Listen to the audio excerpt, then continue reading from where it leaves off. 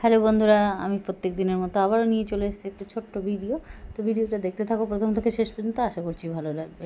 তো আমি প্রিয়াঙ্কার লাইফস্টাইলে অনেক অনেক স্বাগত জানাই। তো আমি তো বেশ ভালোই আছি, তোমরা কেমন আছো জানিও, আশা করছি তোমরাও ভালো আছো। তো ভিডিওটা আজ আমি সকাল থেকেই শুরু করেছি। আজ রবিবার, তো একাদশী আজ। তো সকালবেলায় স্নান সেরে নিয়েছি খুব তাড়াতাড়ি, কারণ একাদশীর দিন প্রত্যেক দিনই সকালে স্নান হয়, কিন্তু একাদশীর দিনগুলোতে আর একটু চেষ্টা করি যে খুব সকাল সকালই স্নান টান সেরে নেওয়ার। তো দিনটা স্পেশালি যেহেতু, ওই জন্য। তো আর আমি সকালবেলায় স্নান সেরে নিয়ে ছেলেকে পড়াতে বসে গেছি। তো ওকে পড়াতে দিয়েই আমি আবার একটু পড়িয়ে নিয়ে চলে গেছিলাম পুজো করতে।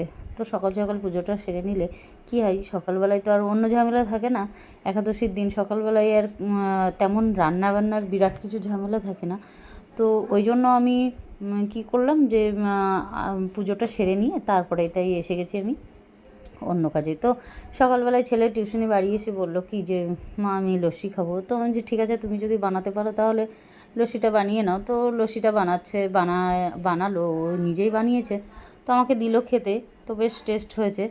তো তো টুকটাক এরকম ছোটোখাটো কাজ ওরা করতে থাকে। ছেলে বলে যে কোনো কাজ করাবো এমন নয়, কাজ করাবো না। তো ওরা টুকটাক করে কাজ করতেই থাকে, আর আমি চেষ্টা করি যে ওদের সব কাজ শেখানোর।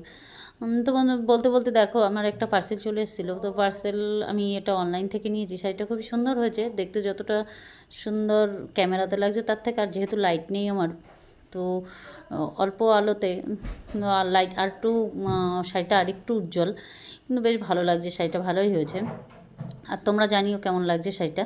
তো একাদশীতে দুপুরবেলায় তার মধ্যে আমার রান্নাটা হয়ে গেছে, আলু ভেজে নিয়েছি। ওদের আলু ভাজা হলেই হয়ে যায়, একাদশীর দিন আলু ভাজাটা ওরা খেতে বেশ ভালোই বাসে। তো বাদাম ভাজা, আলু ভাজা এইগুলোই হয়েছে। আর ওদিকে তরকারি, সবজি, ডাঁটা, আলু, তারপরে তোমার কলা টলা দিয়ে আমি সবজি বানাচ্ছি। তো ওটা ওরা খেতে চায় না, ছোটোটা তো একদমই খায় না, বড়োটা কিছুটা খাই। তো ওর জন্য আর আমার জন্য বেড়ে নিয়েছি। আর ছোটোটা আলু ভাজা খেলে বলছে হয়ে যাবে, তো তার জন্য ওর আলু ভাজাই দিয়েছি শুধু। আর এত গরমে রান্না করছি, আমার যেহেতু এদিকটায় রোদ্দুর লাগে, ভীষণ কষ্ট হয় রান্না করতে। তো ও কিছু করার নেই, রান্না তো করতেই হবে। আর একাদশীর দিন হলেও যে রান্নার চাপ একেবারে কম তাও না, সকালবেলা দিকটা একটু একটু কম থাকে, কিন্তু দুপুরে আবারও রান্না, আবার রাতেও রান্না করি। তো যাই হোক, কথা বলতে বলতে ভিডিওটা প্রায় শেষের দিকে। আর আমরা দুপুরবেলা খেয়ে দিয়ে একটু শুয়েছিলাম, করেছিলাম রেস্ট। দুপুরবেলা একটু খেয়ে না শুলে না বড্ড কষ্ট হয়, যেন কেন জানি না, তো একটা অভ্যাস হয়ে গেছে। তো এটা দুপুরবেলায় আমার যেন অভ্যাসে পরিণত হয়ে দুপুরবেলা ঘুমাতেই হবে, এরকম একটা ব্যাপার।